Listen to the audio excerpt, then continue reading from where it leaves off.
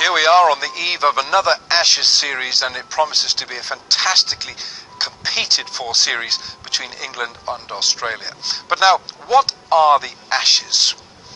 Well, the term Ashes, the Ashes was first used after England lost to Australia for the first time on home soil in England, and that was in August 1882. We're turning the clock back 135 years, and it was a significant defeat for England. It wasn't the first match between England and Australia. That was 1877, the first test match at the MCG. But this was significant because of what happened afterwards. Just check the scorecard from this memorable test match.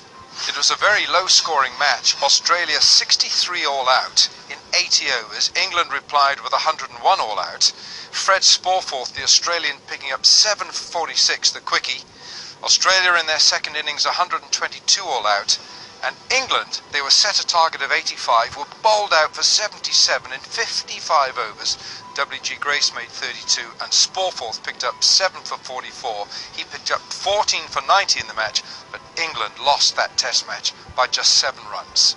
Well, there was a gloom in English cricket, in English sport after this. The Sporting Times the day later wrote what was an obituary.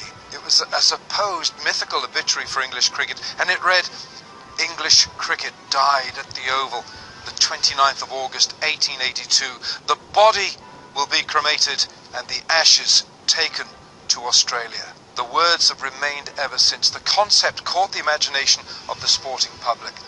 At the end of the 1882 cricket season, Ivo Bligh, who didn't play in that match at the Oval, was given the captaincy of England, and he took an England side to Australia to play 3 tests, and he vowed to return with the Ashes. Now, they were mythical, these Ashes.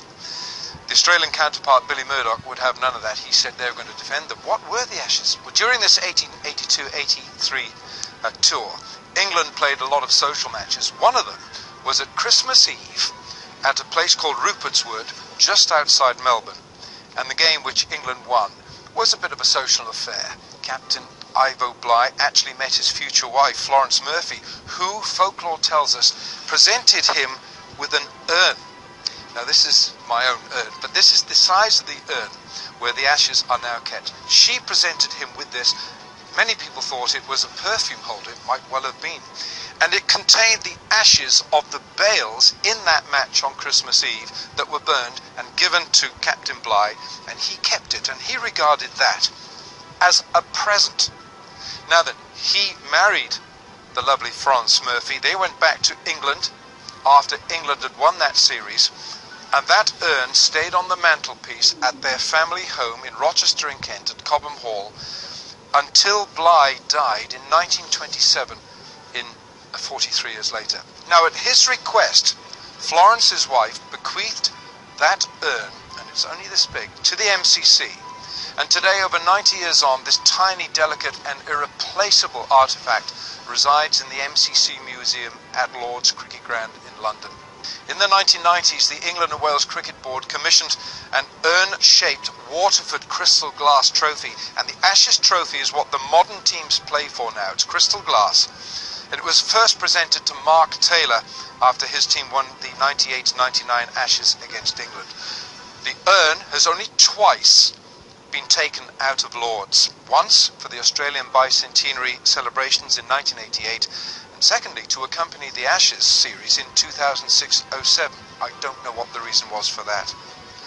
In terms of numbers, Australia and England have each won 32 times with 5 draws. It's absolutely level. But isn't it marvellous that in all these years, these highly paid cricket professionals are playing for a trophy about that size, the urn which contains the Ashes that goes back to bygone years, to 1882. It's a wonderful story, but nothing comes bigger between England and Australia than the Ashes.